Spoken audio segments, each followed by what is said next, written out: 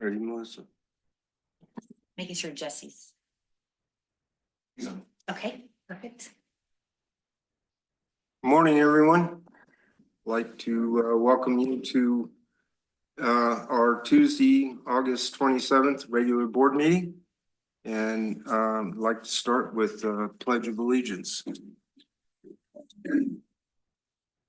I pledge allegiance to the flag of the United States of America, to the republic for which it stands, one nation, under God, indivisible, with liberty and justice for all.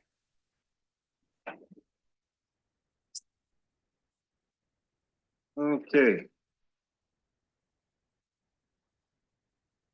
We would like to welcome the members of the public who have taken the time to attend this meeting and provide comments on matters related to district business.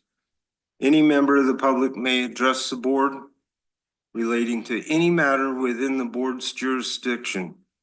This action is for comments on items not listed on the agenda. Persons speaking during the public comment will be limited to 5 minutes, or depending on the number of persons wishing to speak, it may be reduced to allow all members of the public the opportunity to address the board. While no action or discussion may be undertaken by the board on topics presented in this section, board members are listening carefully to those comments and appreciate your input. Do we have any public input on an item not on the agenda? Yeah, okay. With that, then we'll close the public forum. And Melissa, please. Okay, consent item number 1, minutes of the regular board meeting of August 13th, 2024. Yes. Yeah, I would like to approve this, but I do have one little addition for the minutes. And so I'd like to pull it, please. Okay. Anyone else? Okay, go ahead. Okay, just to add the word attended to my reports for the Aqua Region 3-4. And that would be consistent with that's very clear to the public that I did attend that meeting. Okay. Okay, thank you. Thank you for that. Any public comment? If none, then I'll bring it back to the board. I'll move that we approve the consent calendar. I'll second. All right. All those in favor? Aye. Anyone opposed? Okay, Melissa, passes 4-1. And I'm up on the next one. Okay, regular business, public hearing, Tuolumne Utilities Board of Directors to consider adjusting the compensation received by members of the board for attending meetings. Okay, good morning and welcome to the Tuolumne Utilities District Board meeting. This morning, we are holding a public hearing to consider adjusting the compensation received by members of the board for their attendance at meetings of the board or for each day's service rendered as a member of the board by request of the board. The notice of the public hearing was published twice in the Union Democrat on July 30th and August 6, 2024. The notice of hearing and the proof of publication are in the district files. At this point, the board will now discuss and choose a per diem amount between $100 and $255 for each day's attendance at meetings of the board or for each day's service rendered as a member of the board by request of the board. Also, the board will decide whether or not to increase the number of days per month that a member is eligible for compensation. Under the current policy, the number of days is capped at 6 days per month, but the board may increase this to 10 days per month. Okay, I guess with that, we'll open it up to the board as to what we feel we need to do on this matter. Anyone want to speak up on that? I definitely have some comments, if I may. Please. Due to technical difficulties, I'm not able to get my computer up and running. Actually look at the board packet on the agenda, but. Do you want to use mine? Oh, is that full packet? Well, it's not the full, but this Okay. is just this agenda. This item, all right. That, it's basically my recommendation that we go ahead and raise the, daily,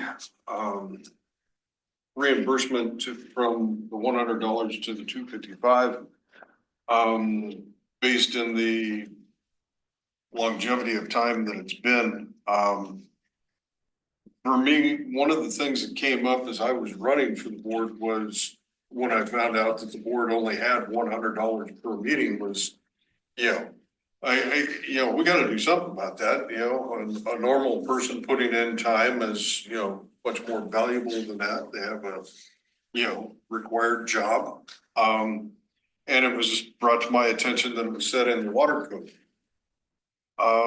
During my time as board member, it's come up, a couple more times than that, and it's always been referred to as it's in the water code. Bad on my part that I didn't actually pick up the water code and go ahead and start reading. I'm sure I would have, run across paragraph 2 of the water code that qualifies to category 1, where it stated the per diem would be set at $100.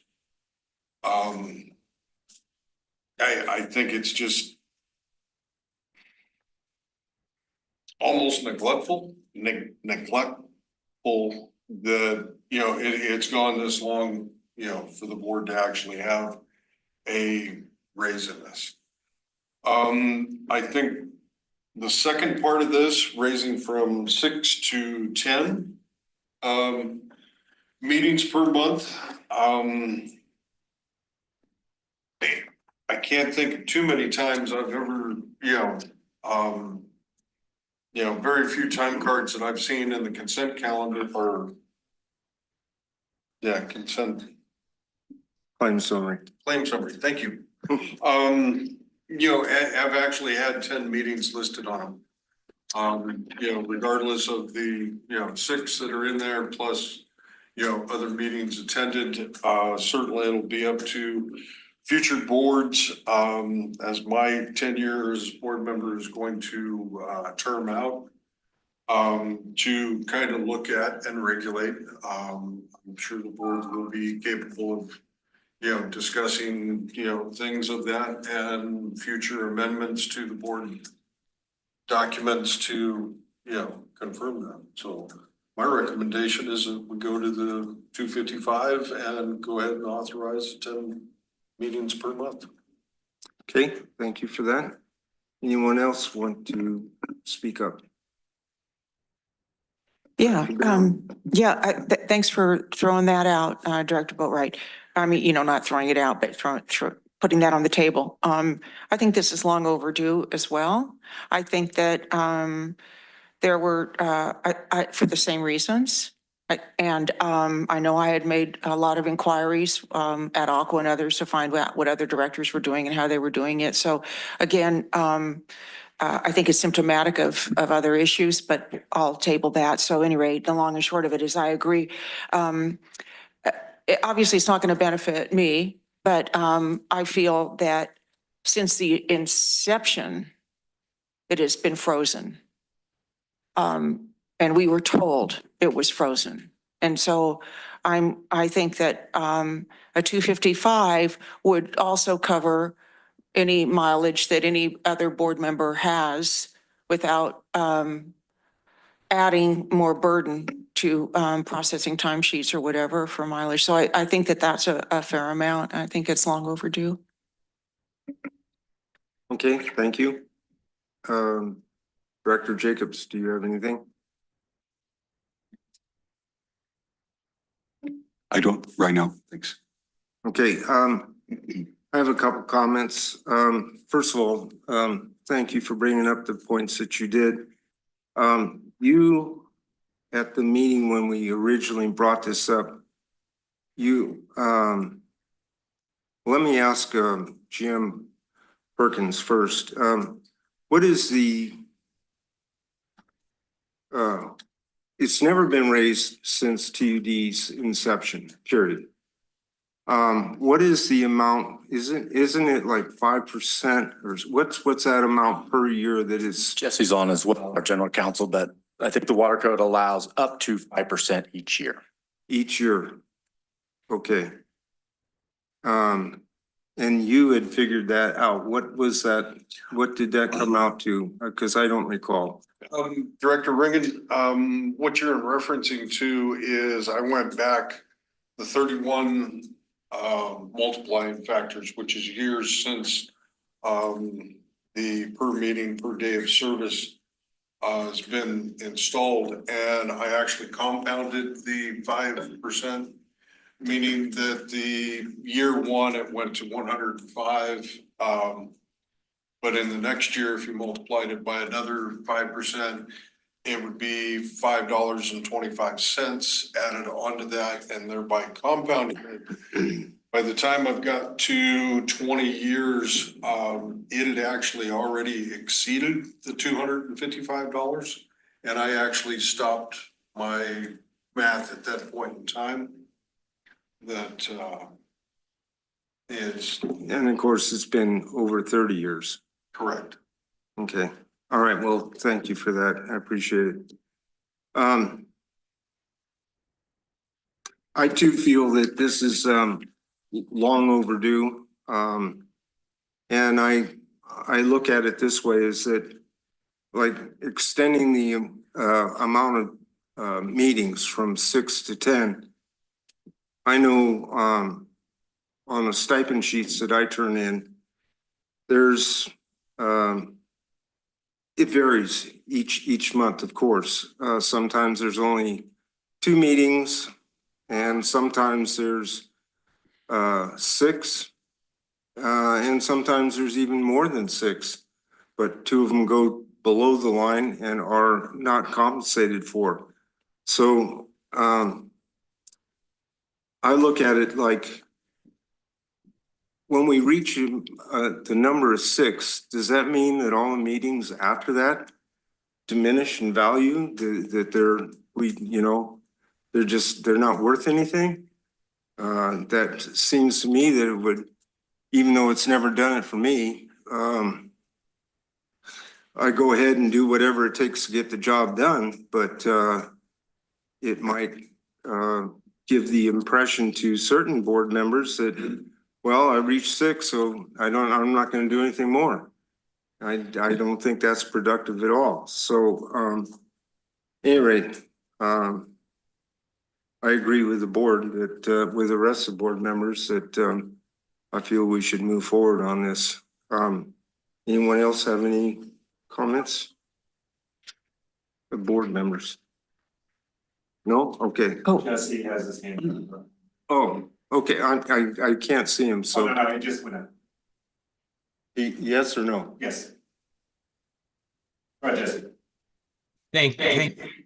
Good morning, board members. Yeah, I just wanted to address briefly Director Ringen and Director Boatwright's thought about possibly compounding the interest in this code section. And, I pulled it out. I've looked at this numerous times. It's never been my recommendation to a client to compound the interest. The water codes section does not use that word. It's 5%, a maximum of 5% for each year since the last adjustment.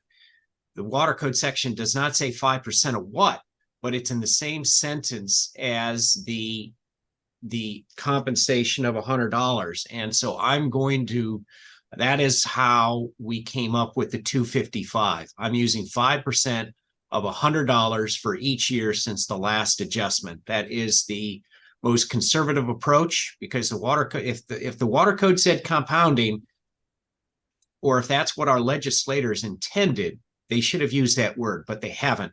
So I'm using straight, simple interest on that amount. And that is my recommendation, that we stay with the 255 and not compound the interest. Thank you. Yeah, go ahead. Jesse, I wasn't actually recommending that, we address or look at compounding at this point in time.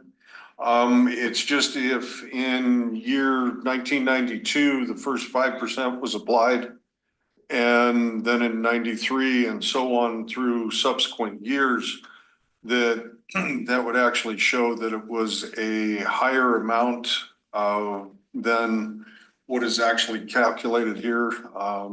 The 5% times number of years of service since last adjustment.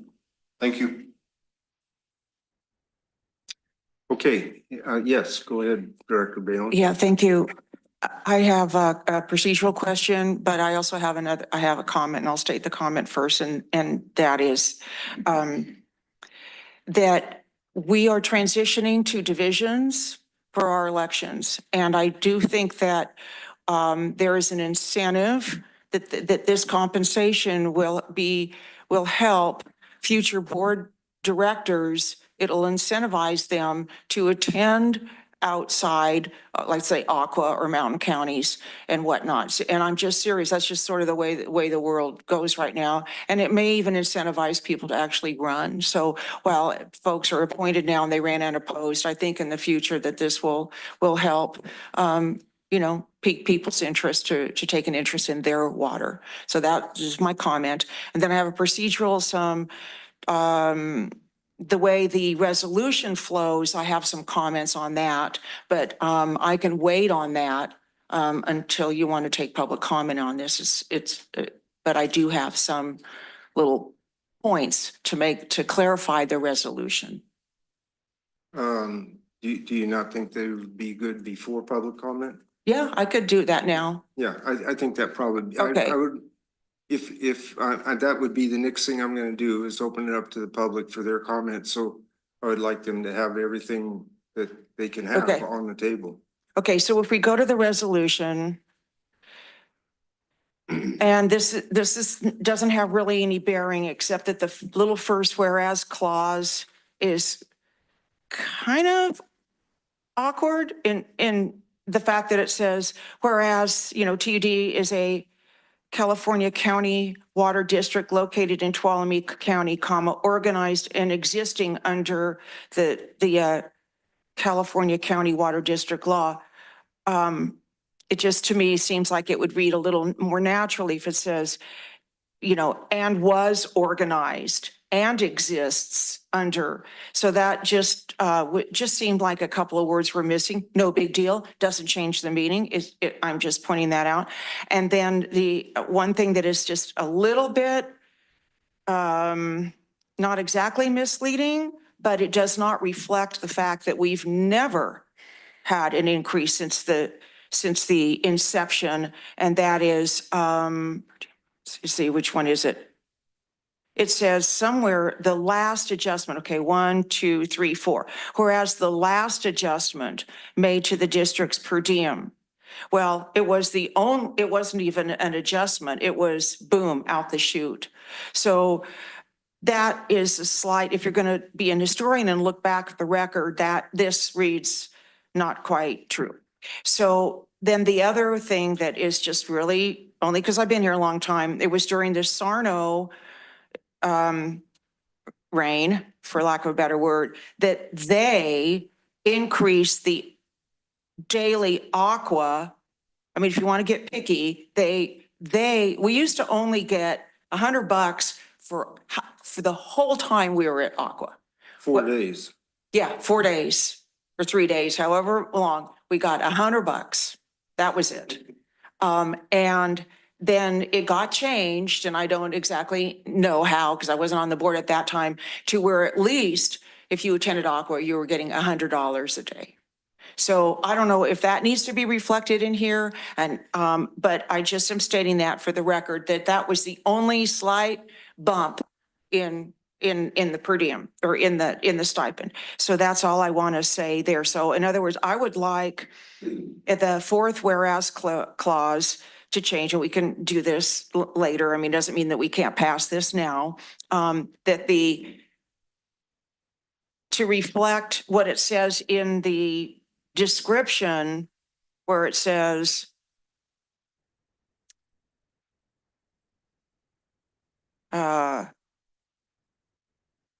since the formation. So the issue, if you go back up into the agenda item, it says, since the formation of Tuolumne Utilities District, that reflects, that reads differently than the last adjustment. Do you guys have a problem with that? That we change that to reflect that? I don't, One more time on that? Or is that, just that last part? All right. Dr. Balin? That we make it consistent with actually we've never had an adjustment. So the fourth paragraph reads, whereas the last adjustment made to the district's per diem was in 1992 when it was set at 100, and that part is clear. But I think it should just say it wasn't the last adjustment. It wasn't even an adjustment. It was just set. in other words, when we used to go to multiple day things, projects, whatever, Yeah, only it used to be until the Sarno gang was on, only $100 for however many days. And at that time, they changed it to however many days you were there. correct. And, you know, as I'm listening to this, is for clarification, to the change, it sounds like a board policy was actually changed to reflect from per meeting to per days, or per meeting or days of service, which meant each day of aqua then counted as a day of service. To do that, is that the way that was originally? No, like just to clarify, maybe we could say something like, whereas the district's per diem compensation was set and has not changed since 1992. And Jesse, you can probably figure out some real good language for this one liner, but just to kind of merge those two sentences, it basically says, whereas the district's per diem compensation was set at 100 and has not changed since 1992. I think that would just clarify that. Yeah, you just want that to reflect that the $100 was the original set point, and there has not been an increase since Yes. 1992. Yes. Jesse, is it possible to just come up with a one-liner for that? It just clarifies that? Yes, it is, Director Balin. What I've jotted down here on the resolution I have in front of me. How does this sound? Since the district's formation in 1992, the district's per diem compensation for each day's service rendered as a director has been fixed at $100. That satisfies me. Thank you. You guys like that? Yeah. Yeah. Okay. Okay. All right. We're in violent agreement. Okay. Okay, anybody else? Everybody here on the board, good? All right, then, are there any members of the audience who would wish to be heard on this matter? Please step to the podium. And there's a microphone up there for you.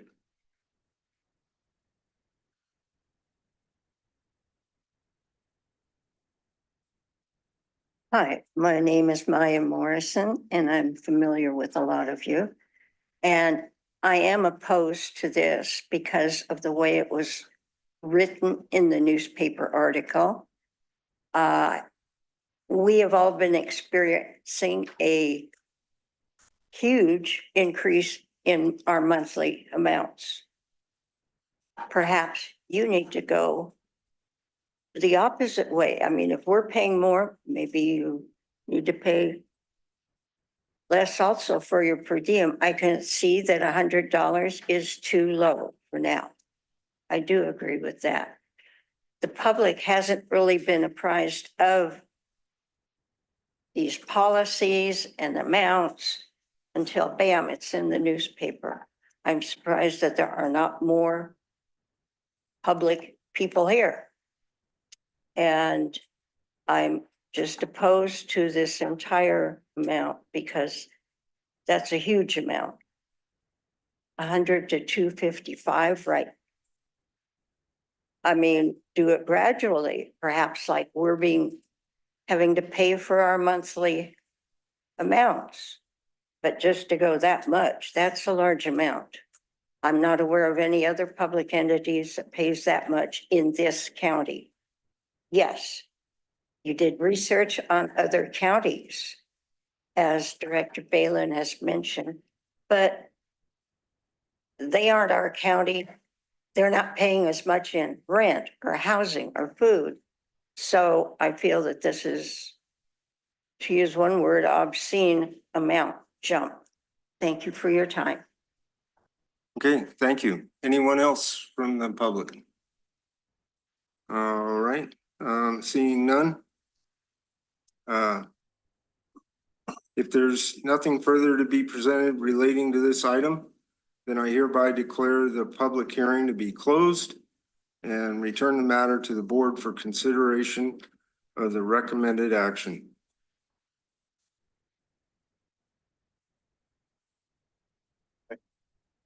I would like to make a motion that the board adopt this resolution with item 1 of page 1 of 2 being set at $255 per day. And item 2, page 1 of 2 be set at 10 days in any calendar month. Is there a second?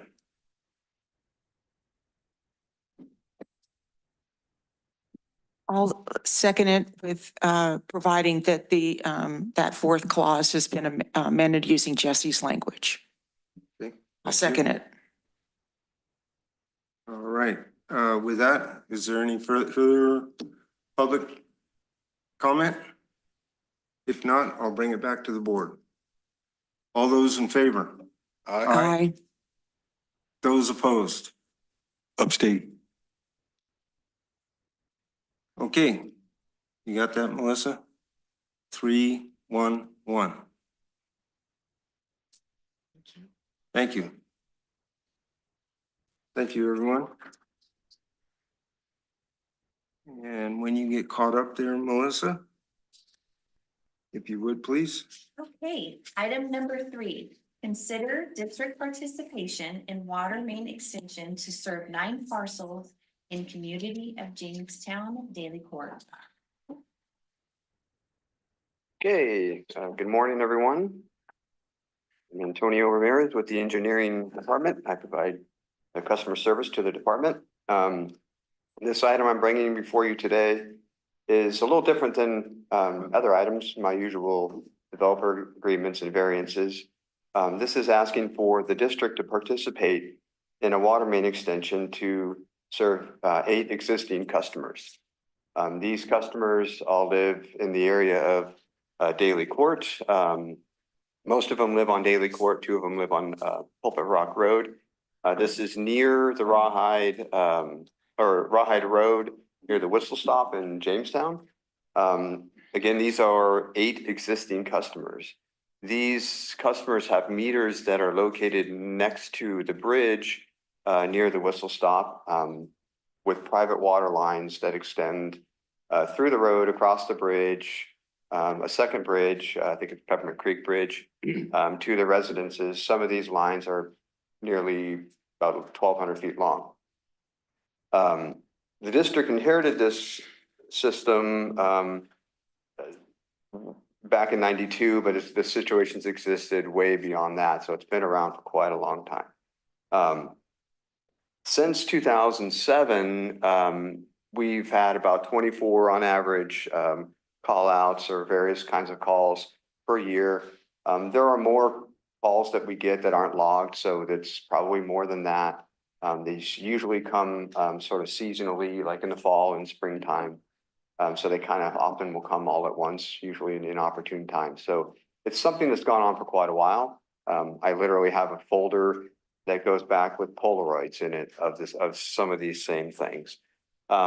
You'll see, so what we're considering to do here, and we're asking you to consider is the district's put together, well, let's look at I guess the water lines again. You can see all these private water lines on the bridges. This is the Peppermint Creek Bridge. They're all galvanized pipelines. They break frequently when the the trash truck comes up, just any vehicle drives over them, they tend to break. They're also on the side of the Rawhide Bridge, with the historic bridge. And again, they extend all the way up to the properties. The meters themselves, Eric, if you can scroll back to the Rawhide Bridge picture, are the meter bank. You can't see all of them, but you can see that they're really close to the road. It's a very narrow bridge. People turning into and out of Whistle Stop, frequently run over them. Matt's told me that it's just not a fun place to work when they got to read meters and do the working on them, making the repairs. So it's definitely something that we've been interested in trying to resolve for a long time. We've approached this numerous times. Myself, this is my third go around in 11 years. Previously we were looking at this, first time was during the drought when one of the ninth customer who's served by a well, he came to us and we tried to put together a project. It almost happened, but there was a reimbursement that was so large that it was just not affordable. So, but I approached again by one of the property owners. We decided to look at this a little bit differently, and thought that, this has been going on long enough, presented quite a bit of an issue that we decided to put together a cost estimate. And, but also did this because there is the Rawhide Bridge realignment, where this bridge will turn into a footbridge, and there'll be a new bridge that will be constructed in the future. That as part of that project, we're going to loop from Main Street across the new bridge to Pulpit Rock Road, basically passing by this Daily Court. So we felt like it was a good time to maybe put together a cost estimate that kind of recognized that we're going to be looping past this road.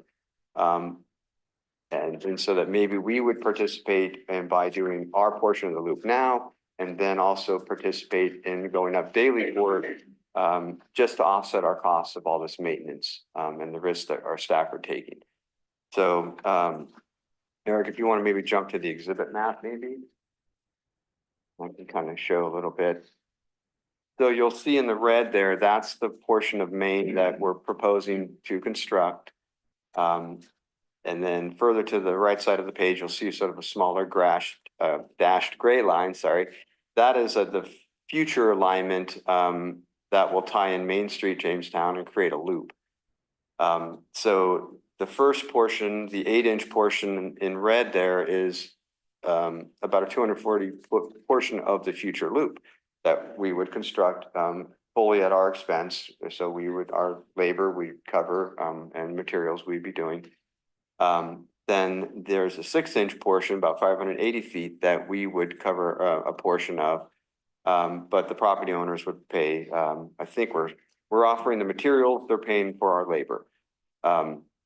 And again, we think this is a worthwhile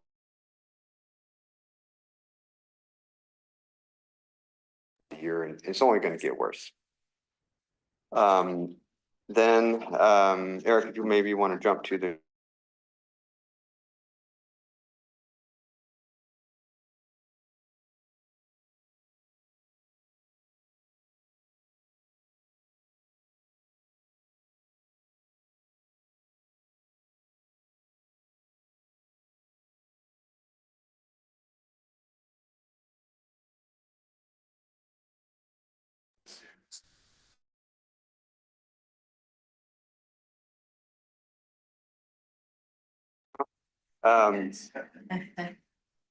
So yeah, so again, the committee supported it, and which was appreciated. Eric, are you able to switch over to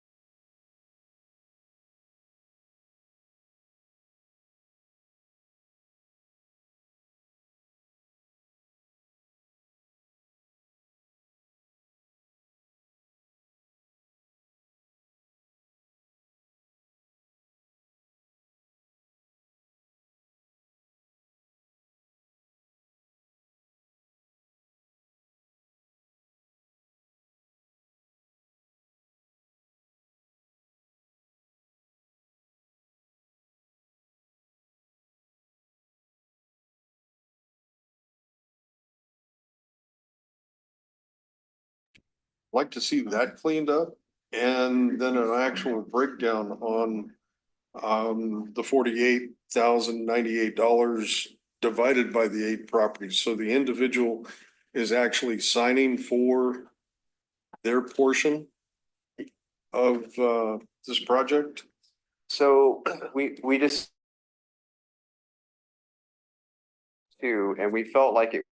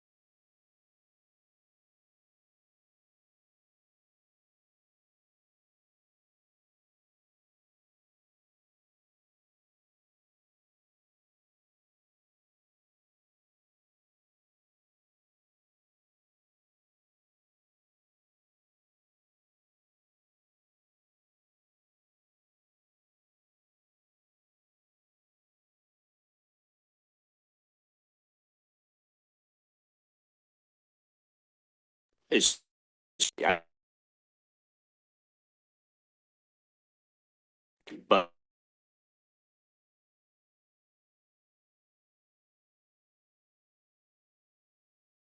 one property on.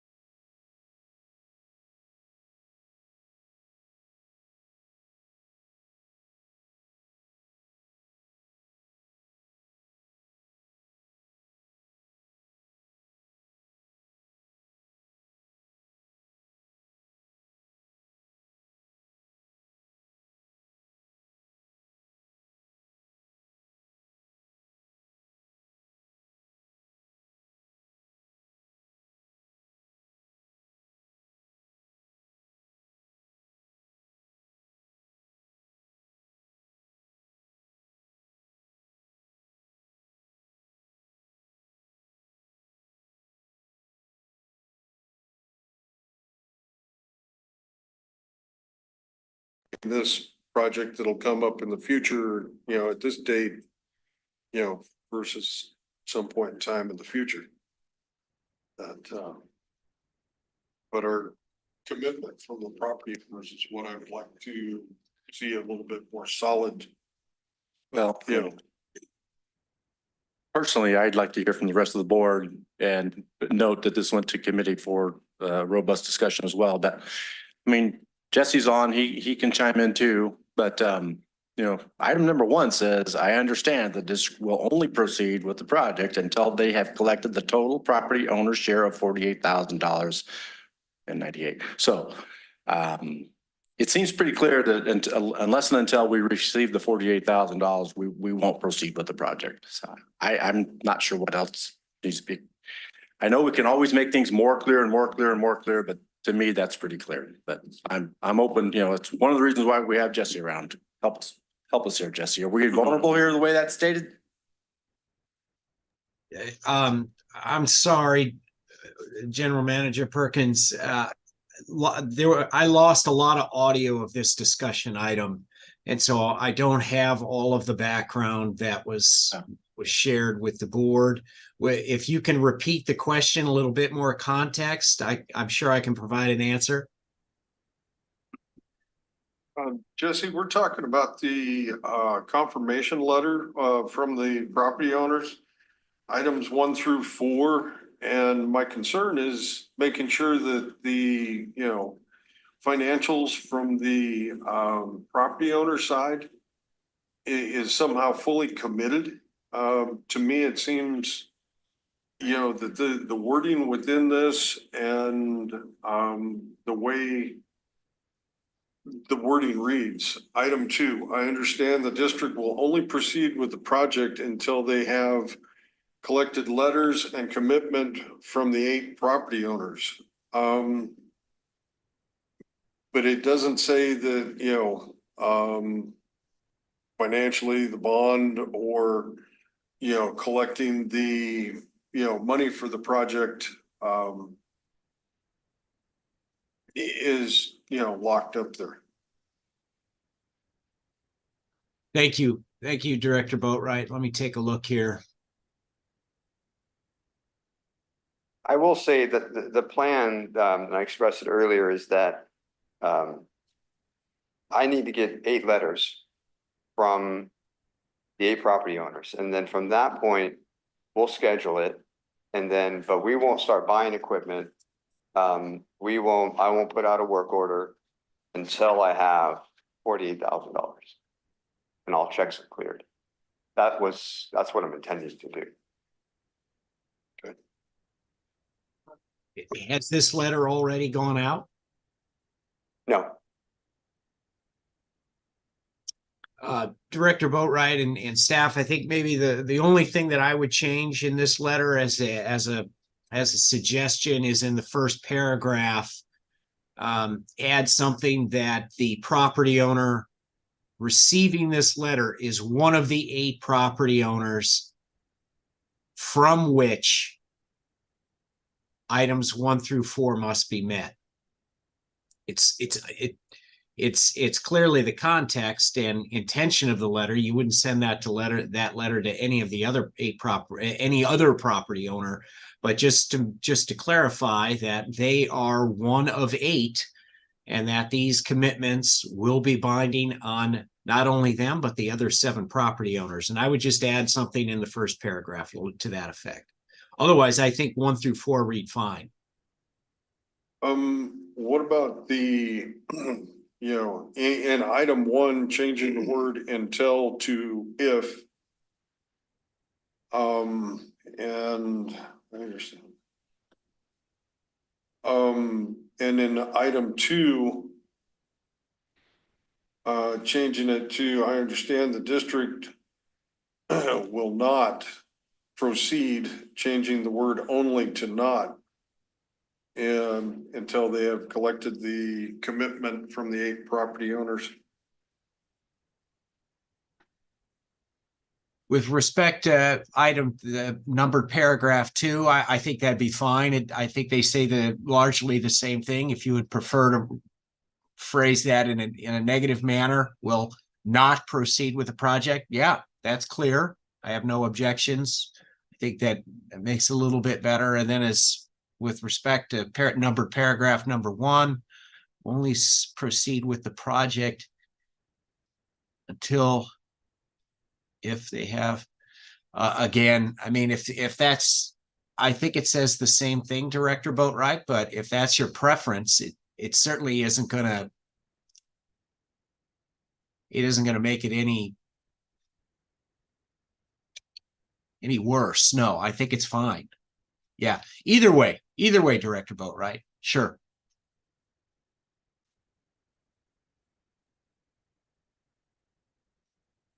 Oh. Did we lose audio again? Oh.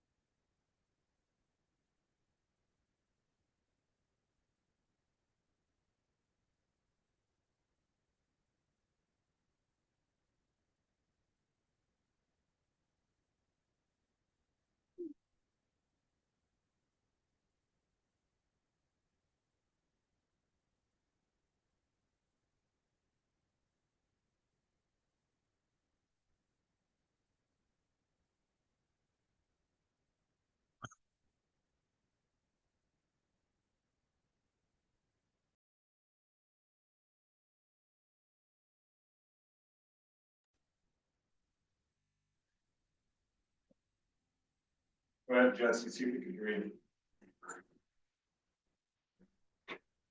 Yeah. Yes. Hear you for the moment. Okay.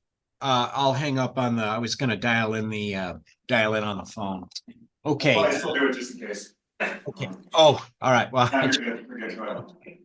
all right. Yeah. So as I'm not quite sure where I got cut off, but with respect to numbered paragraph 1, Director Boatright, I did hear your comment. And I think what we could do in that numbered paragraph is, yes, if you want to change until to if, that's fine. I understand the district will only proceed with the project if they have collected the total property share from the 8 property owners, from the 8 property owners. And then item 2, I understand the district will not proceed with the project until they have collected letters of commitment from the 8 property owners. I think those changes are fine. Yes, no objections. Adding them, the one affirmatively and the other one negatively, I think they both work. Thank you. Unless there were additional questions while I couldn't hear.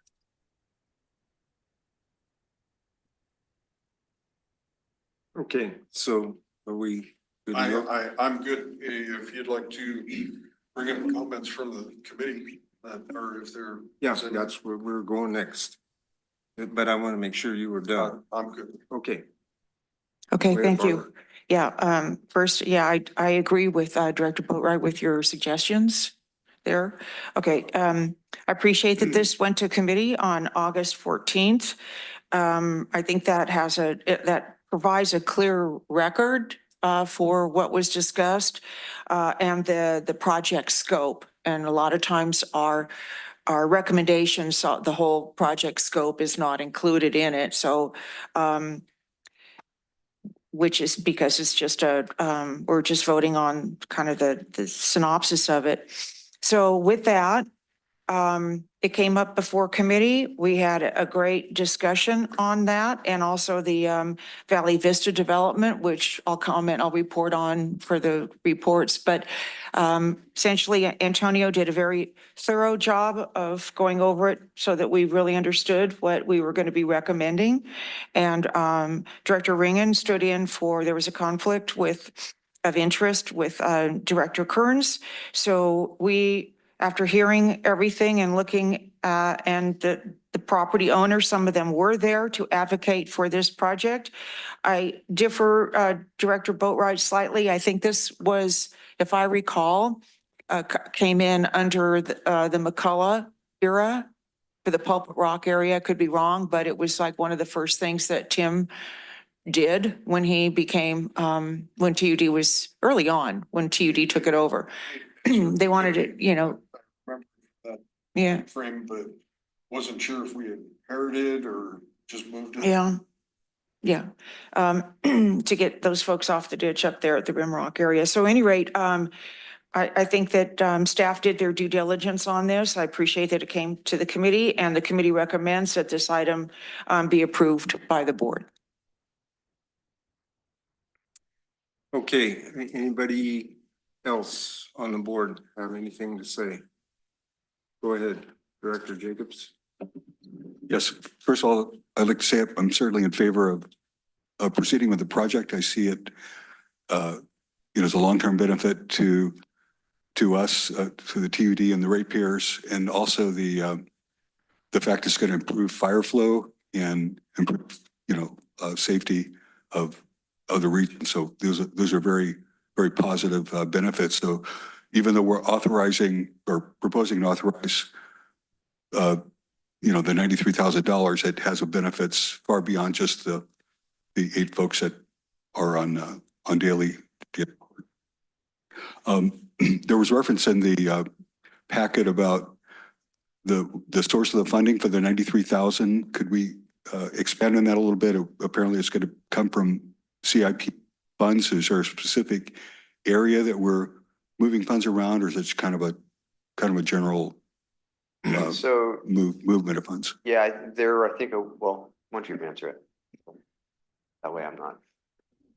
Typically, we look at our capital schedule, and as the year progresses, we know that there are some projects that are just not proceeding quite at the pace, or they come in under budget. And we would plan to identify one of those capital projects in our current schedule. This would not be an increase to the overall capital budget, Right. but it would be a reallocation, and we would work with Eric in operations and Carolyn, of course, to identify the source of this fund specifically.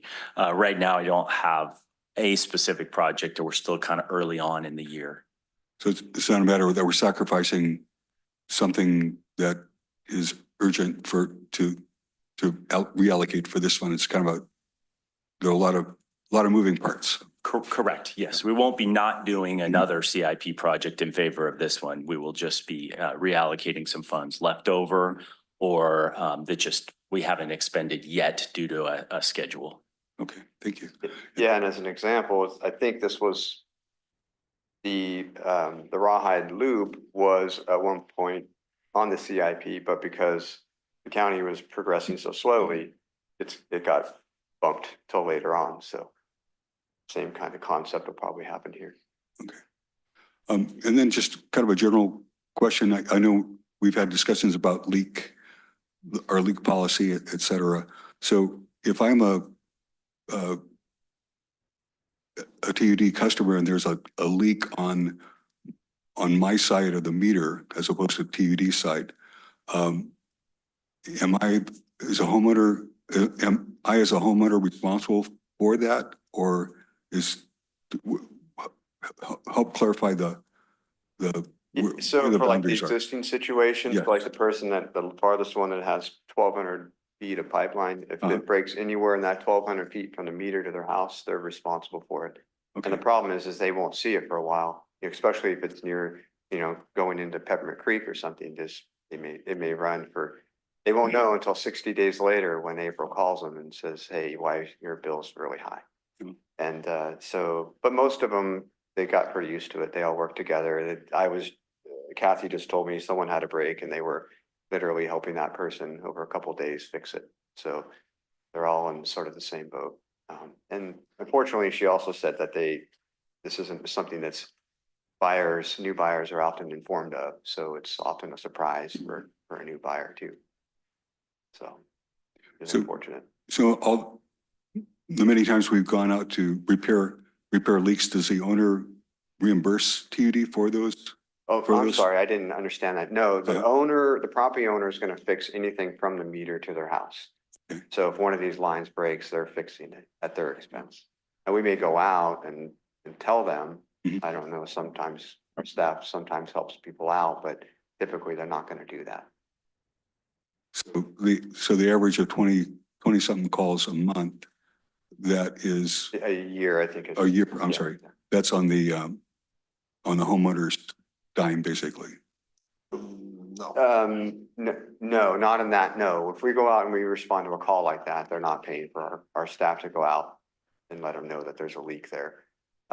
It can go something like this. Either the answering service or the office might get a phone call for no water. I have no water at my service. It'll generate a tag. We'll send somebody out there to go investigate. During the investigation, the technician's gonna either see a leak on TUD side that Right. needs to get fixed by TUD, or a leak on the customer side.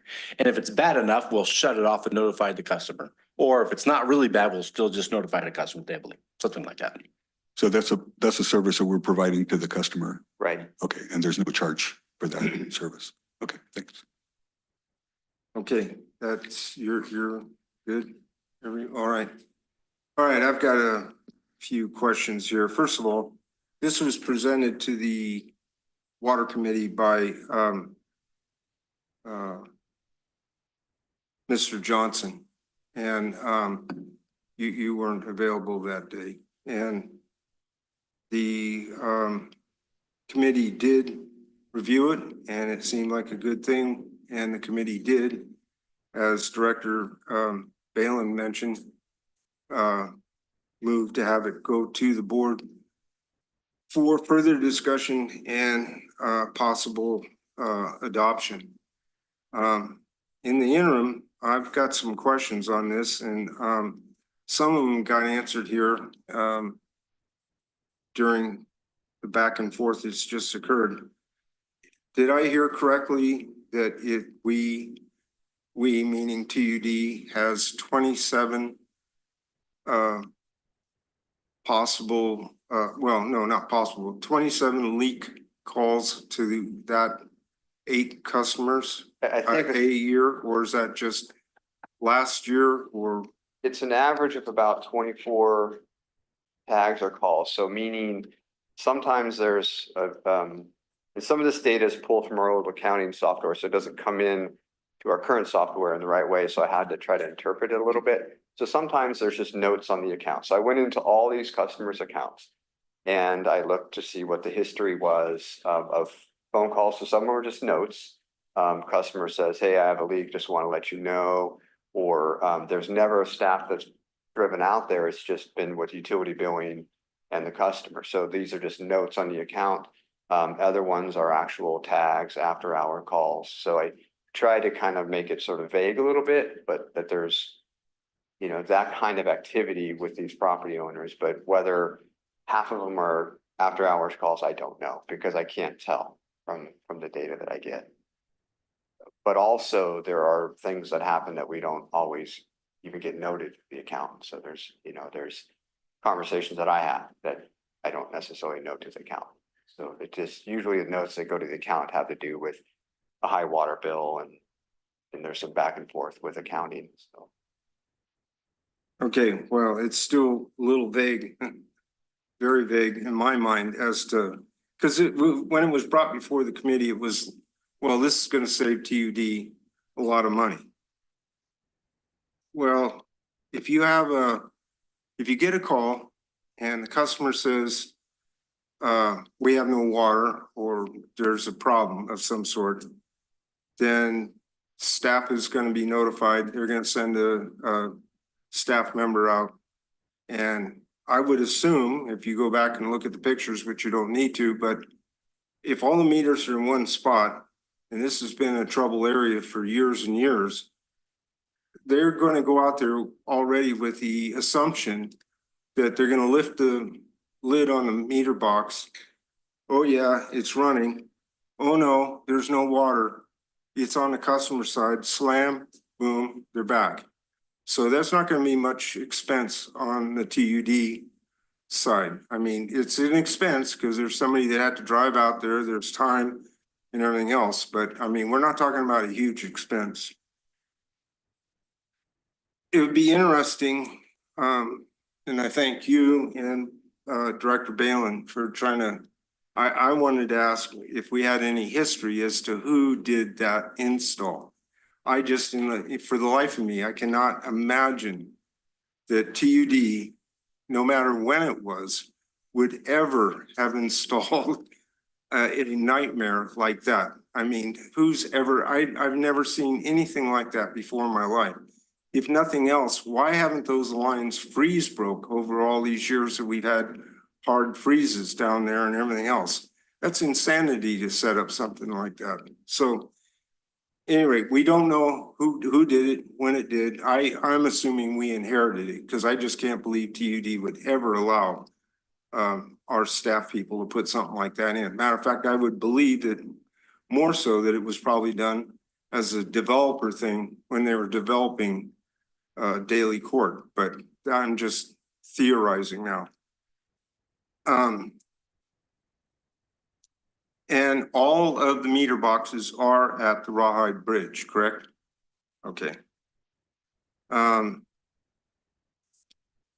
The construction estimate that you refer to, is that what is used in the agreement that's being sent to the property owners? Yes, so in the bottom right of the estimate, you'll see the property owner share, which is the same dollar amount that I put in the letter. So my question is if you use that estimate, why is there 8 meter box? Why is there 10 meter boxes when you have 8 customers? So we're gonna build a ninth because there are total 9 adjacent properties. The 9th one is a property that's currently served by a well. I don't know where the 10th comes from. It might be for some other device. I don't know if there's an air vac in here or not.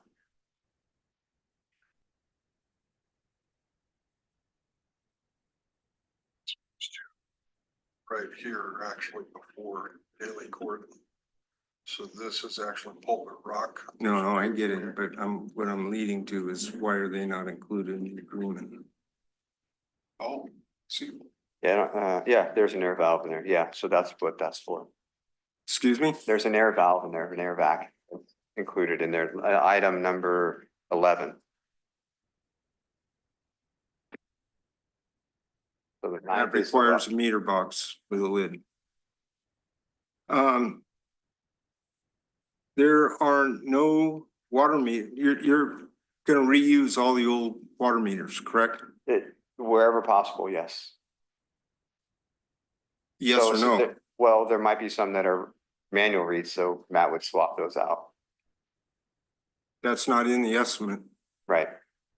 When would it become in the estimate? So he's presumably he would take that out of just the standard, like they normally would if they go to a service and say the meter stopped working, or if they go to a service that they need to do some work on and it's manual read, they're going to swap it out and not charge the customer.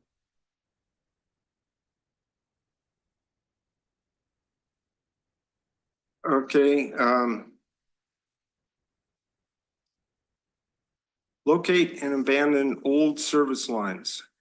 Install new 1-inch laterals. Only 6 of them?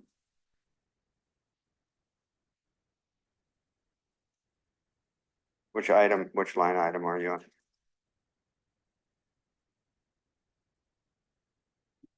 Director Ringen, that's a line item. It's a man days. So we assumed a 2-man crew working for 3 days. So that's where the 6-man days come from on line item 3.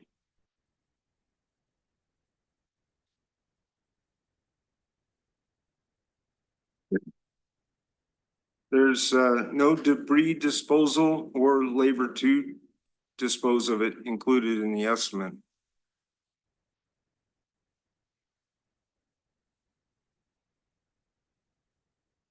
Could you repeat that? There's no debris disposal cost or the labor to dispose of it included in that estimate. Yeah, typically, for our own projects, we don't have debris disposal like included in that. There's a lot of debris disposal that actually occurs right here in the yard in back or at the wastewater plant. There isn't a lot of debris disposal in this. There's some meter boxes that will be removed, but we are, I think Antonio referred to, we're not removing the 1-inch galvanized service lines. That's outside the scope. That's up to the property owners. Those are their lines anyway. So there won't be, other than some spoils from digging operations and some meter boxes, the 8 meter boxes that are there. That's about it. Well, I'm just looking at, well, I've got more to go here, but we're spending ratepayers' money here on a project that was not in the CIP, really, is not an urgent issue. I think it's a great project and I see where it needs to be done. Unfortunately, it should have never had to be done. It should have been done right the first time. And this is what happens when we do Mickey Mouse projects and then we have to come back and redo them later. And I really get upset over that. County encroachment permit, what for? What's that all about? What are we encroaching on? Where are we at? So you're down probably at the bottom. I can respond. We have a blanket encroachment permit that allows us to do maintenance work and not have to go get special permitting from the county. But this is beyond the coverage under our blanket maintenance encroachment permit because it's a new water main in the road where there wasn't a water main. And so we need to basically apply to the county. They have a fee per 100 feet of trench line that you have to pay, and the dollar amount there is reflective of the length of the pipeline that we'd be installing. And we did check both of those are county maintained roads. I say that loosely. I don't see any TUD engineering or staff time included. Why?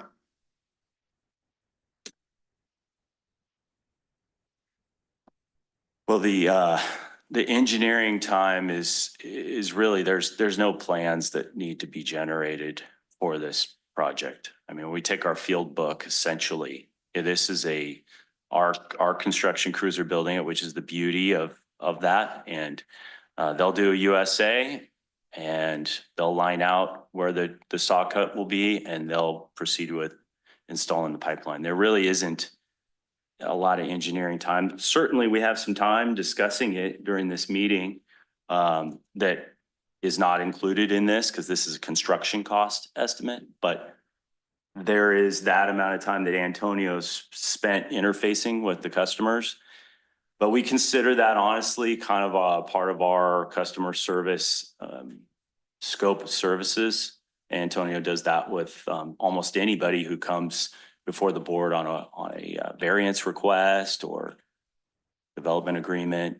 So we aren't trying to recover that cost because this is for construction only.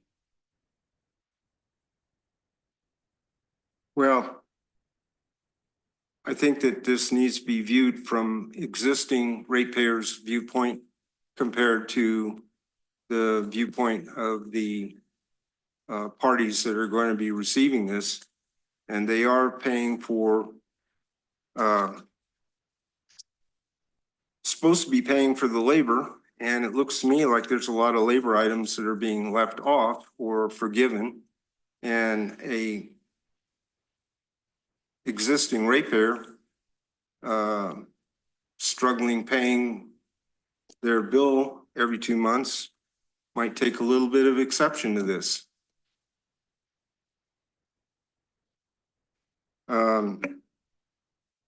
So then we get to the asphalt. And if you look at the pictures, I don't know whether you want to call those asphalted roads or not, but they're a mess.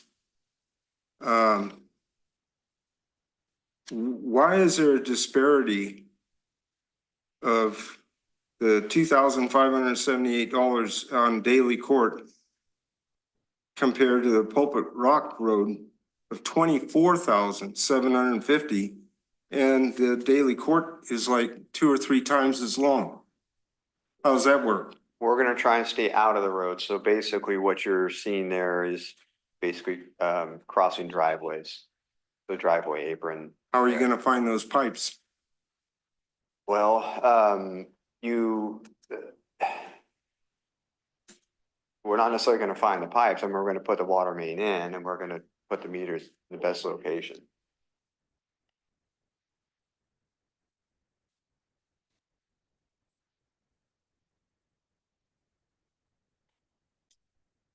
Well, like I said, I'm all for this. I feel sorry for those folks on Daily Court, but I was elected to be on this board to protect the ratepayers of TUD and to guide this organization forward in a proper manner. And this estimate and the things I've heard today don't coincide with what I feel my position on this board is supposed to be, and I'm not happy about it at all. The way it was presented to the Water Committee, you know, we always get these things at the last minute. This thing gets thrown, oh, this is a great deal. This is what we should do. This is gonna save the board, this is gonna save TUD a ton of money. And then when you really dig down into it, then you start coming up with these questions. And I'm still not hearing anything that alleviates what I brought up. I mean, I don't hear, it is exactly what I have brought up here, that the ratepayers are supporting this, period. Okay, I guess I'm done. No, I have a question for you Yes. and hope you're not done. What would you like to see changed here? Put more of the burden on the beneficiaries? Well, I hate seeing any more burden put on them because I think they've been screwed over for years. Whoever put that mess in the ground is the one that should suffer for this. We don't know who it is. We don't know when it was. So that's water under the bridge. I'm just bringing up that this seems to be what happens time and time again when the board is not given all the information that we need to make an honest, adequate decision. And I'm tired of it. I don't want it to go on anymore, period. I'm done with it. What I find, based on what you were saying, what I find would be helpful, not just for this project, but for others, is to really have an account of staff time, how much staff time has gone into something, and our staff labor costs, so that we really know what from the initiation of the project to the background calls to the workings with various folks. Yes, it is part of the cost of business, but it would be nice to see that level of detail. I agree. And I think the ratepayers deserve that. I mean, I think that if their money is going to be spent on something that does not specifically do something for them in a really positive way, not some pokey pokey, well, we go down, it'll cut out going down there so many times to say that you've got a leak, then then I think that something needs to be changed, period. Yeah, go ahead. So would you say for in the future for committee meetings that the board look at and staff be prepared to produce the staff hours involved in this, and so that we can talk about all the costs involved? Because I agree, sometimes questions don't occur to you even at the committee meeting until afterwards. So. Well, right. I mean, this stuff gets thrown at you, and I mean, it looks all fine and good to staff because they put it together. They've been working on it. They have to live with it day in and day out. But then it comes to the board or in the committee with the board. And there it is in front of you. Well, when I first looked at it, I said, well, it looks pretty laid out. You know, okay, fine and good. But that's why it comes back to the board for discussion and approval, or maybe not. But that gives us a chance to finally go over it. And as you've seen, everything I brought up is legitimate. I'm not making this up. This is all stuff that's blatant. It's right there. Or should I say it's not right there? And I don't understand some of these figures. It looks like we're doing those folks on Daily Court a huge, it looks like we cut a deal. It looks like we're doing them a huge favor, which I love doing people good favors. But I don't like doing it when it's going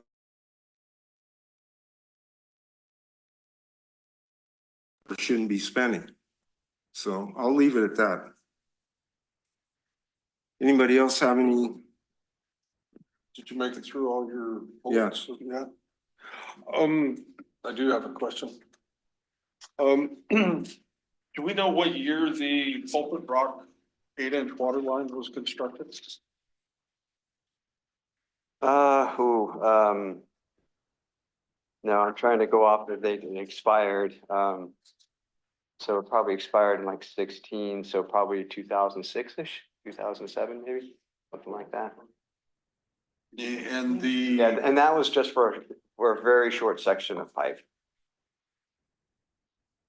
That would be the last addition on Yeah. Pulpit Rock Yeah. that comes to it. And at that point in time, it was brought up to the people on Daily Court that the water line was extending within 240 feet and. I don't know, I don't know what was. As to the last time. That predates my knowledge of this, but there was Antonio referred to it, there was an area benefit, a reimbursement agreement that was established for that last little bit of water main extension on Pulpit Rock Road. That has a 10-year life.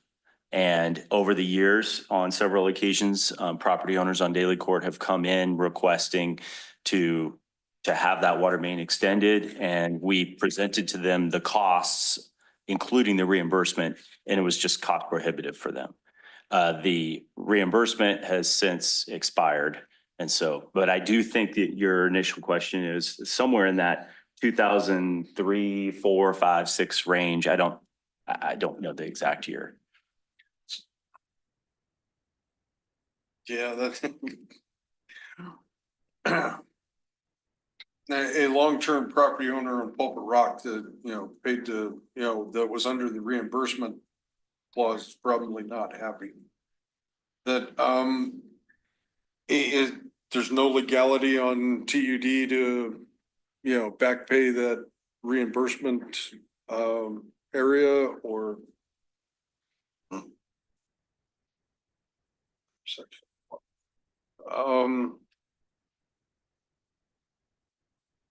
And do we know what year the county plans on replacing the Rawhide Bridge? That's not on there. 5, 10. It changes whenever you speak with them. I think they've completed some of their land acquisition, but there was a lot of environmental work. Like we said, we've removed it from our CIP because the timeline is uncertain. But they continue to actively work on it, is my understanding. So, I mean, I would imagine at some point in the next few years, there'll be some movement there. And this water main extension will have value. That portion will have value once the new Rawhide Bridge is in place. And I had heard that and this is just through someone, I can't remember who I heard it from, but that PG&E, I think, or AT&T was doing some underground work related to the new Rawhide Bridge. I'd heard that maybe from one of our staff members through USA or something like that. Okay, are you, I think that's it for me. anyone else? Director Dalen. Yeah, I rarely do this, but I Googled it and it says 1999 for the project. TUD, and it was CEQA, notice for the state. Water main extension to serve Railbed Road and Pulpit Rock Road. I'm assuming that this is the project and it was 1999. There was a negative declaration. And I want to say that sounds about right. I was going to say 2001, but if this indeed is the same project, then it was under our watch.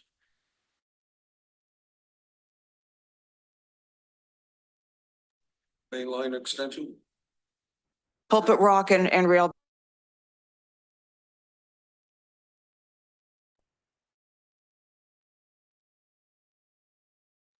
The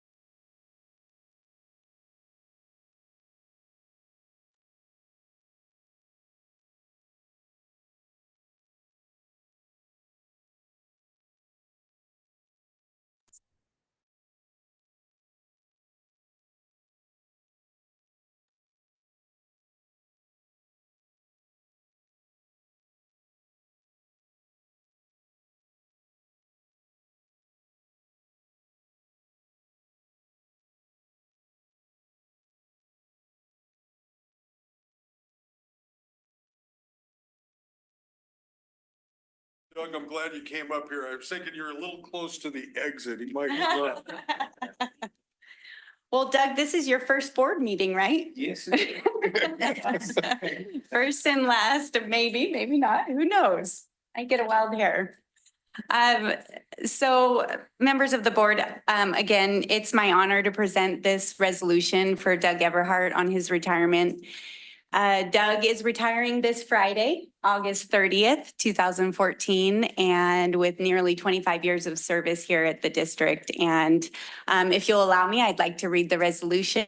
And then I think probably some other people would like to address the board as well to talk about Doug. You want to read your resolution? Okay. Doug is very special to us here. And when I wrote this resolution, I did put a little humor in it, but just out of respect for Doug and the brightness he brings to the organization, and every day we can always get a smile out of him and a lively, we'll let everyone filter in here. Good morning. And just a real pleasure to work with. So I will read through this, and I'm gonna save sappiness for another day. So whereas after a nearly 25-year career as a dedicated public servant with the Tuolumne Utilities District, Doug Everhart retires from his position as construction maintenance superintendent on August 30th, 2024. And after working in the mining industry as a foreman and heavy equipment operator for over a decade, and many years before that for his working for experience, right? Doug began his public service career with the Tuolumne Utilities District on October 9th, 1995 on the temporary ditch maintenance crew, where he worked for 2 seasons until he was hired on full-time as a meter reader on May 22nd, 1997. Within a year, he became a utility worker and then progressively moved his way up each year until on July 2nd, 2001, he was promoted to utility worker 4, heavy equipment operator.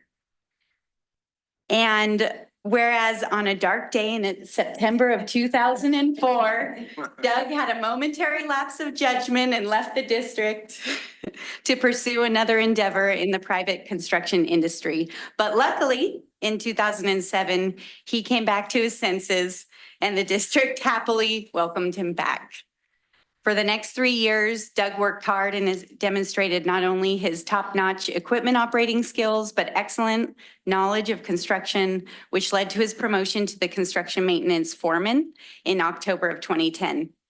And after another decade as foreman, Doug was promoted to construction maintenance superintendent in November of 2020, a position he served to this date. Doug continually exceeded expectations and set a high standard of work performance for others to aspire to. He is the definition of hard worker and leads by example, resulting in numerous thank you letters from the public for his department's courteous and professional work, illustrating his influence on his staff's dedication. And Doug could always be counted on and was committed to the district and the community, working tirelessly after hours on nights, weekends, and holidays on too many occasions to count. Under his leadership, his team willingly goes the extra mile, responding to emergencies 24 hours a day, 365, 7 days a week. And whereas Doug earned the admiration and respect of his employees, his peers, management, and the public he serves for his superior work ethic, technical expertise, sound decision-making, exceptional work quality, and sense of humor. Now, therefore, it is with pleasure that the Board of Directors of the Tuolumne Utilities District recognizes the significant professional achievements of Douglas L. Everhart and expresses its heartfelt appreciation for the invaluable contributions he's made to the community and the customers of Tuolumne Utilities District, and wishes him long days ahead of cycling, golfing, and hanging with his dog Tucker in his well-deserved retirement. And that's the end of the resolution. And I just want to say, because I will get emotional, it's just been an honor. You're wonderful. And you have a long next career, just having a good time. And I know you won't leave us alone, so. And I would happily open it up to anyone else who would like to make Doug more emotional. Thank you. Doug, Yeah. Doug, we appreciate everything you've done. Stop. Me and Eric's been together a long time. Mucking for, started together, mucking, like the old man. Don't get it, keep that high school. Yeah, we had a great time. Yeah, I got to go through the district together. It's been great. Doug, probably doesn't realize how much he taught me about equipment and underground and everything, and just who Doug is and how to act and grow up. And I appreciate it. You've been a great mentor, a great friend.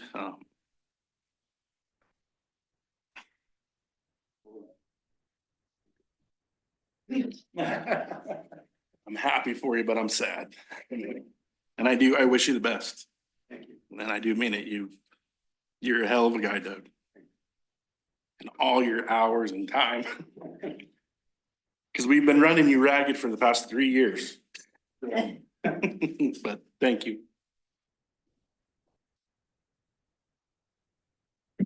Doug, I'm not going to say anything that nobody already knows here.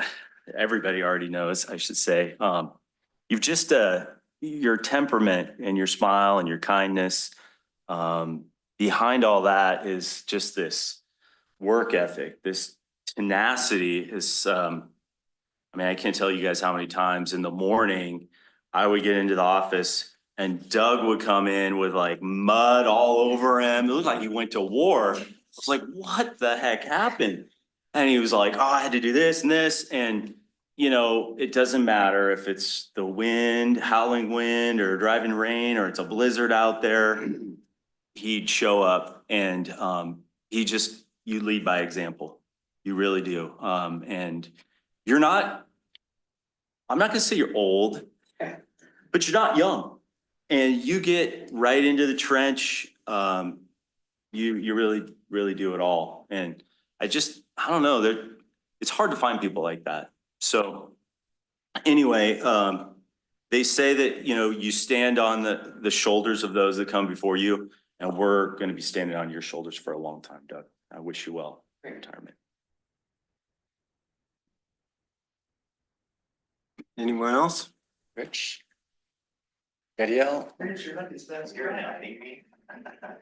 Yeah. Like, you're an amazing person inside and outside of work. And thank you for always answering the phone when I called. It's so they were rich. Thanks for teaching me.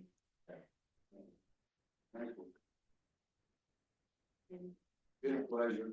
And with Gaddy L's a different story. If Jen wanted something, Gaddy L wanted something, Jim came to me, or Jen came to me after that. Jen, what do you need? Gaddy L was always put on.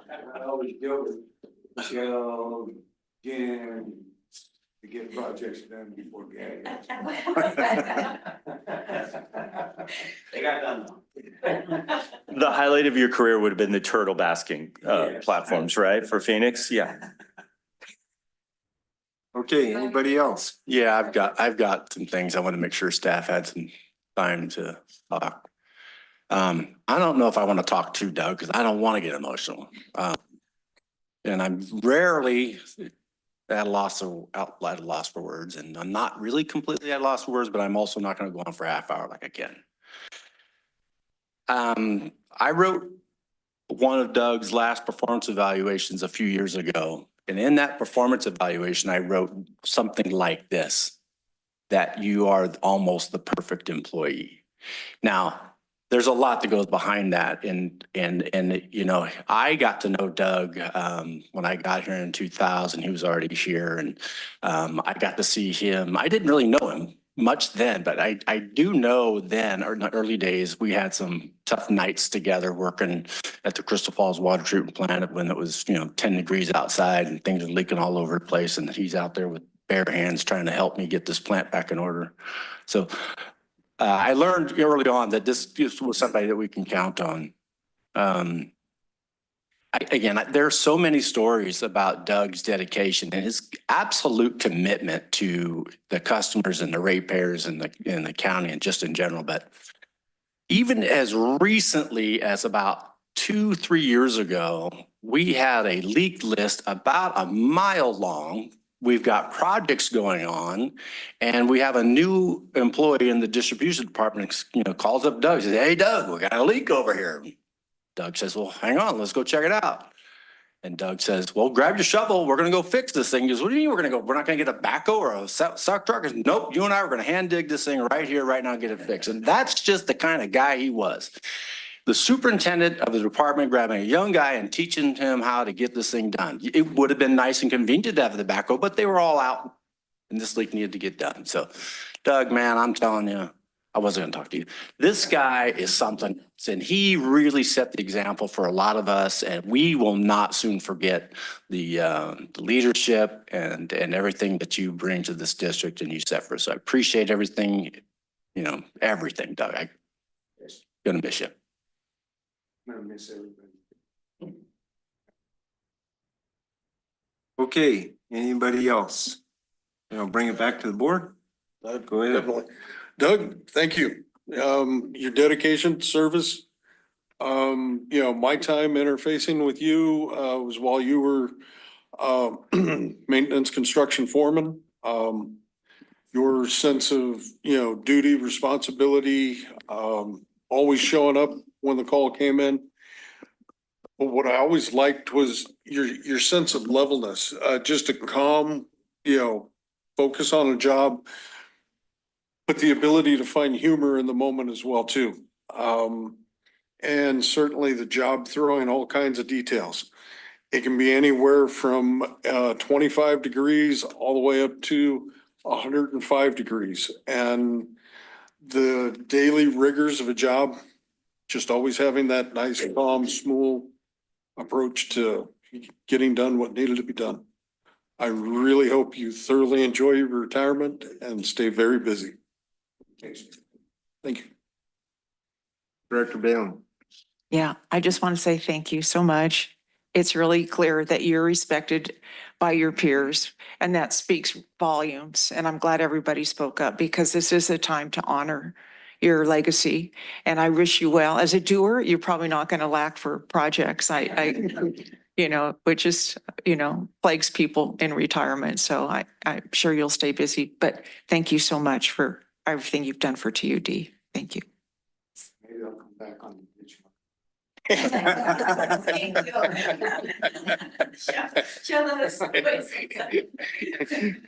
Director Jacobs. Temporary annoying. Doug, my only regret is I haven't had a chance to get to know you, but based on what I've heard, wow, just very grateful, very thankful. Sounds like every ratepayer in the district owes you a debt of love, and we just appreciate you so much. Okay, with that, I've been out on to view the crews that worked many times over the years that I've been on the board and so on. And I can honestly say, I'm going to tag on to what GM Perkins said, that Doug knows what a shovel's for, and it's not for leaning on. But also, thank you.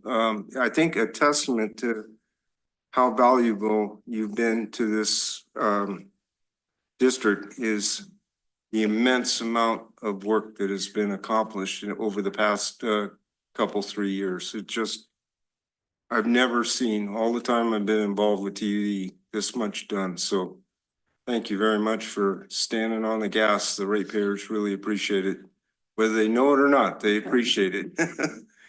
So with that being said, okay, one more time. I was gonna say I would do a motion if that's. Oh, well, I was gonna bring it out to the public first. Anybody in the public wish to make a comment?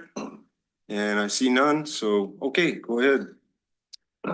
I would make a motion that the board adopt the resolution expressing appreciation to Doug Everhart on his retirement from Tuolumne Utilities District after 25 years of service on August 30th, 2024. A second. Okay. All those in favor? Aye. Bye. Anyone opposed? Okay, Melissa, 4-1. Thank you, Doug.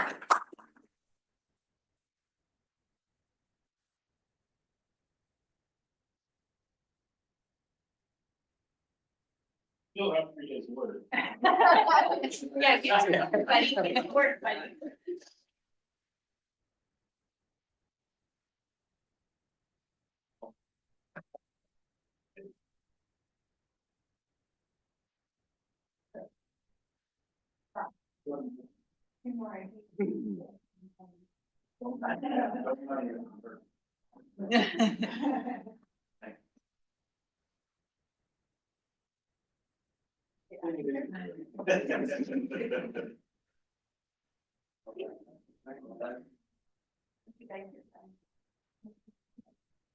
Okay.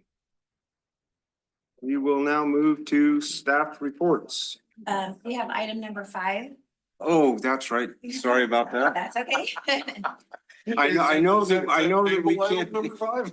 I know that we can't do it, but I'm eliminating it in the best way I can. Okay. All right. Item number 5, budget report and balance sheet for year ending June 30th, 2024. Vice President Ringen and members of the board.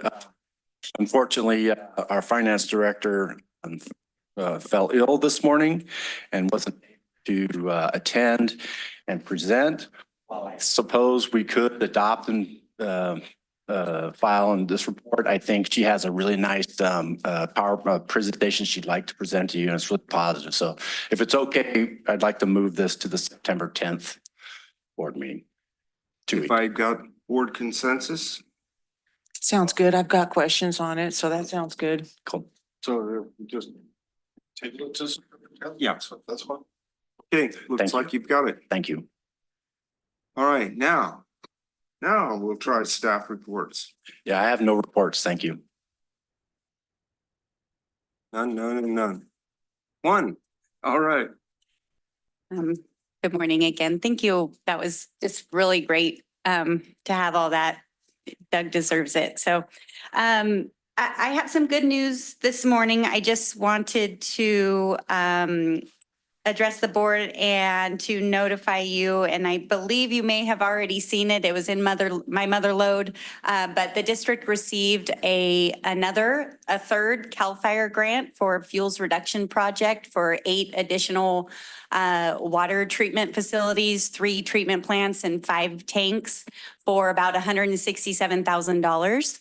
And so we were notified of that just a few days ago, really from CAL FIRE's announcement to the public. So while we don't have an agreement yet, they've announced that to the public. So, but we're really proud of that. That was a grant application that Emily Long put together. So just want to thank her for her hard work on that. And like I said, that is the 3rd CAL FIRE grant that we've received. And that's been in the last 3 years. So we're looking forward to starting another project to keep the fuels reduction going.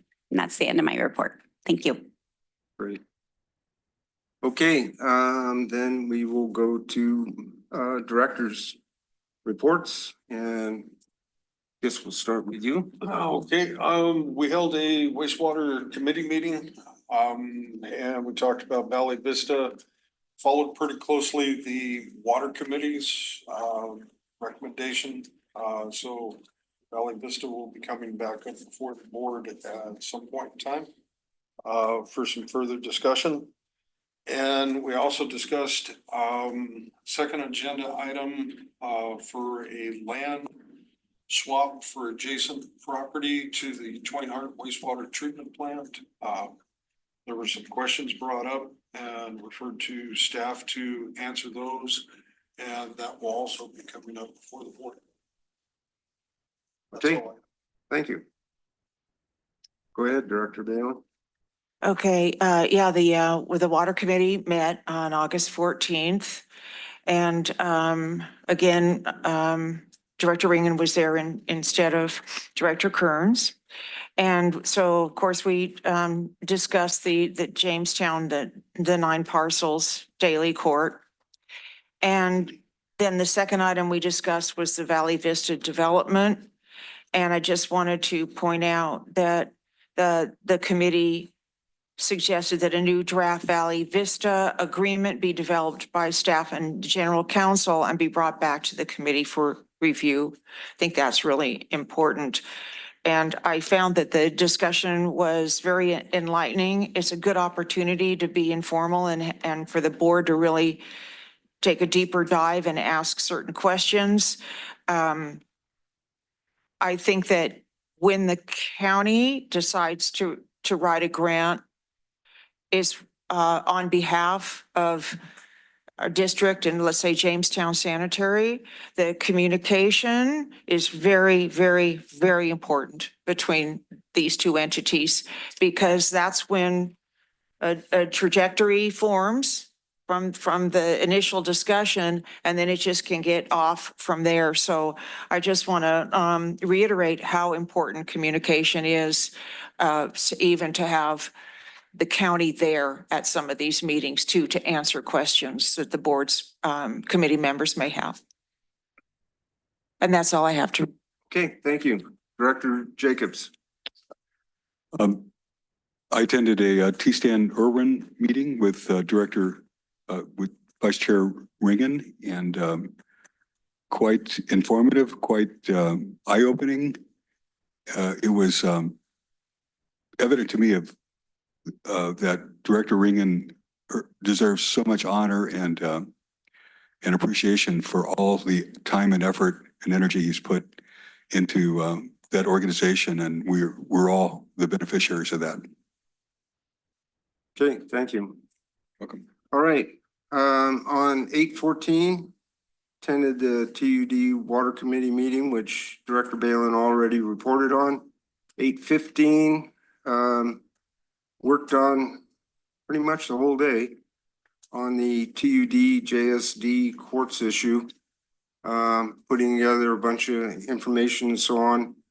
Once I got it to a certain point, I did what I'm supposed to do. I handed it over to President Kearns and GM Perkins for their whatever they're gonna do with that information. 8/14 through 8/19, various times and so on during those days. I made numerous contacts with Representative McClintock's office. I just try to stay on top of them. It was all about trying to open up and get some support from Representative McClintock on our attempt finally. I don't know what more it's gonna take, but to get the our water out of New Maloney's, and the logjam is at the Bureau of Reclamation, and that's where I was hoping to get help from McClintock's office. It ended up with one of their representatives contacting our GM, and once again, that's at the point that I hand it off. I have nothing more to do with it. It's all up to the GM and our consultant and lawyer to move that thing forward. But at least now we have McClintock's office aware of the fact that we've got a problem, and the problem is Bureau of Reclamation, and we need to get them to get that thing moving. It's ridiculous. 8/20, attended the TUD Wastewater Committee meeting, which Director Boatwright reported on. And 8/21, attended and participated in the T-Stan, Irwimp, WAC, and Joint WAC and JPA meeting. And we heard a biochar presentation, which I think maybe we might want to think about at some point in time, trying to figure out a way to incorporate something like that here in Tuolumne County, because that would certainly solve some problems, not only for TUD, but maybe Jamestown Sanitary District. And I don't know what, after thinking about it, I was thinking that the location might be a good spot out there at SP, where they could use the heat, and they have a lot of byproduct fuel, wood byproduct. At any rate, that's for another time and day. I also pushed the group to try to rethink itself, redo itself, and I'll leave that right now. That's a whole nother issue. But where I am, what I do want to say is that staff needs to figure out what projects could fit into being presented to the IRWM, because we're going to start, the IRWM is going to start trying to categorize the projects, and then we're going to start looking for grants to match up to them. So it's something that I really want you folks to think about. Stormwater grants are out there right now, and we got plenty of stormwater problem. So that would be a good place to start. So anyway, that's it for me. Anything more for the good of the, and if not, then we will close meeting at 10:50.